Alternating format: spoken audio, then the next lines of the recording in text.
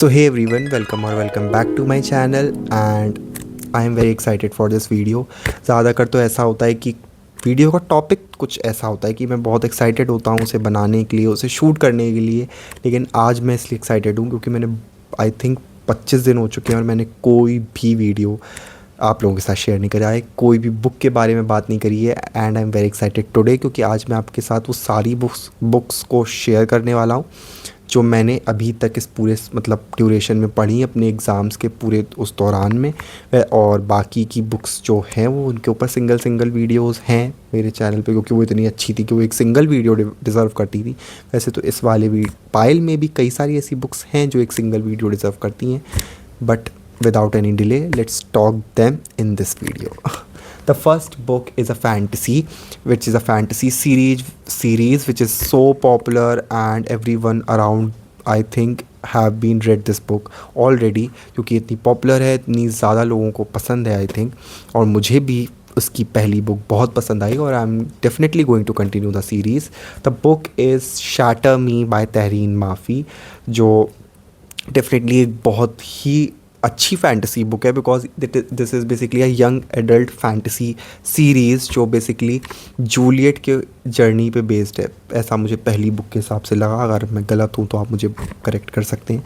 Basically ये story है Juliet की, जिसे एक कर्स है या एक पावर आप कह सकते हैं जो उसे लगता है कि कर्स है कि वो जिसे भी छुएगी वो मर जाएगा एंड या उसकी पावर एक तरीके से उसके अंदर ट्रांसफ़र हो जाएगी। तो आप उसी की पूरी जर्नी और देखते हैं कि कैसे लोगों ने बस उसे एक जानवर समझ लिया है, उसे कोई बिल्कुल कुछ ट्रीट नहीं करता।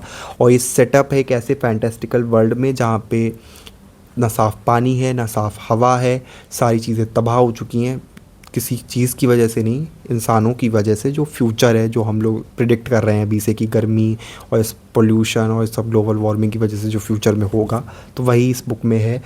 मतलब वैसा ही फैंटेस्टिकल वर्ल्ड है जो हम लोग इस बुक में देखेंगे।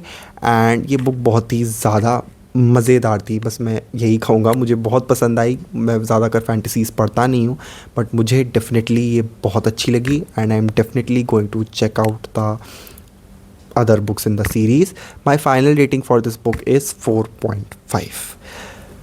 The next book is from one of my favorite genre, that is the fiction। It is a historical fiction set up in USA around 1930 time span, and it is basically set at that time of Great Depression, drought and famine condition which were occurring in America, Texas region और around that region, क्योंकि वहाँ पे 7 साल तक कुछ बिल्कुल बारिश नहीं हुई थी और उसकी वजह से जो इन्फ्लेमेशन, जो अनएम्प्लॉयमेंट सब कॉज हुआ उसी को ग्रेट डिप्रेशन कहते हैं।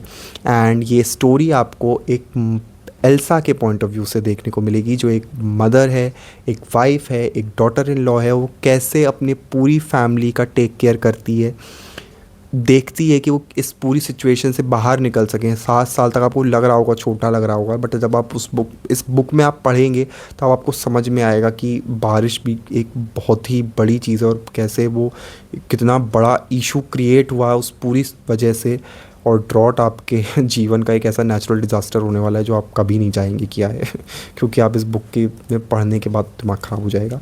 The book is very emotionally and well written. It is very easily imaginative if I can say. Kristin Hannah की राइटिंग स्टाइल इतनी ज़्यादा हाईली इमेजिनेबल है कि आप बुक बिल्कुल एक मूवी की तरह नहीं, एक बिल्कुल सीन बाय सीन आप उसे पढ़ते हैं, देखते हैं और उसे फील करते हैं अपने अंदर।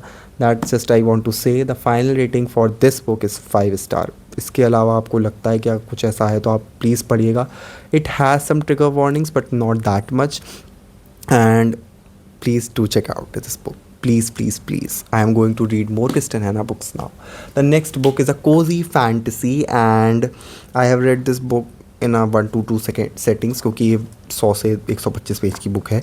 and it's a cozy fantasy set up in a world, it is not set up in a world, it is based on a concept कि जब आप मरने के बाद और अपनी आफ्टर लाइफ में जाने के पहले एक मतलब जगह पे जाते हैं, जैसे इस बुक में फ़ोटो स्टूडियो बताया गया है, क्योंकि वहाँ पर आप अपनी लाइफ की सारी मेमोरीज़ जितनी भी आपने हर दिन जो जिया है वहाँ से एक मेमोरी आप सेलेक्ट करेंगे, हर दिन से एक मेमोरी, और उसका एक लार्टेन बनेगा जिसकी वजह से उसे बोलते हैं ना लार्टेन ऑफ लॉस्ट मेमोरीज़, क्योंकि ऑफ कोर्स आपको सारी चीज़ें याद तो नहीं रहती।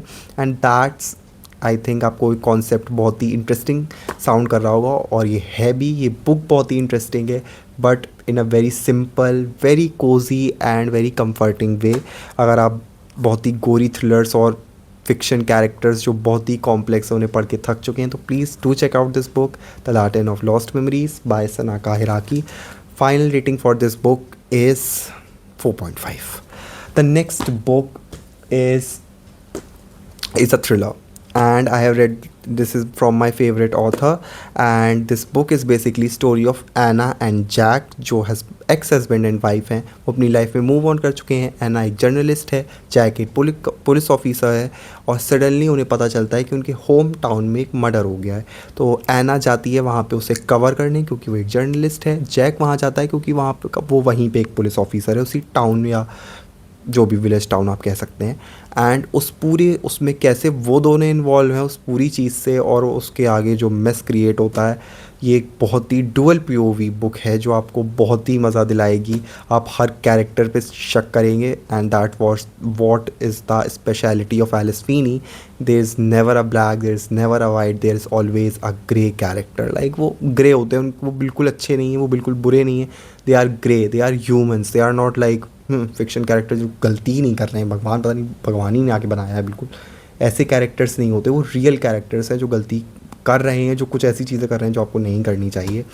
एंड आप इस बुक को पढ़ेंगे। The book is his and hers by Alice Feeney, जो मैंने इसलिए ख़रीदी थी, इसकी सीरीज़ आई थी जनवरी में, और मुझे इसलिए इस बुक को पढ़ना था। और ऑफ कोर्स मुझे एलिस फीनी बहुत पसंद है, एंड एलिस फीनी बहुत पसंद नहीं है, एलिस फीनी की बुक्स बहुत पसंद हैं, तो मुझे इसे ज़रूर पढ़ना था। And that's the speciality of this book. The final rating is 4.5. ये स्लो थी थोड़ी, इसलिए 5 स्टार नहीं दिया, वरना एलिस फीनी की बुक और वो 5 ना हो, ऐसा हो नहीं सकता। The last book which I am going to talk about in this video, the book which I am holding, and the book is Turtles All the Way Down by John Green. This book is very special to me, और मैंने इसी book को पकड़ के इसीलिए video बनाया है क्योंकि ये बुक मेरे लिए बहुत स्पेशल है। ये स्टोरी है एज़ा की, जो बेसिकली 2 कंडीशन से सफ़र कर रही है, that is OCD, that is obsessive compulsive disorder, and anxiety. और उस पूरी सिचुएशन में उसके दिमाग के जो परकच्चे उड़े हुए हैं, वो भगवान, वो मुझसे बेहतर कौन जान सकता है, क्योंकि मैं दोनों ही कंडीशन से डील कर रहा हूँ। एंड आप उसकी पूरी सिचुएशन, मैंने हंस दिया बट बिल्कुल हंसने वाली चीज़ नहीं है। जो भी इंसान इन 2 चीज़ों से सफ़र कर रहा होता है, उसकी लाइफ लाइक मिस्डअप होती है, और आप देखेंगे कि कितनी मिस्डअप होती है। उसके सारे थॉट्स, उसकी सारी फीलिंग्स, उसके सारे माइंड में जो मिसअप चल रहा होता है ना, वो आप देख के आप उसे फील भी कर पाएंगे, क्योंकि जॉन ग्रीन अगेन इस सफरिंग फ्रॉम दीज 2 कंडीशंस, और उन्होंने इसे बहुत ही ब्यूटीफुली इस बुक में डिपिक्ट किया है।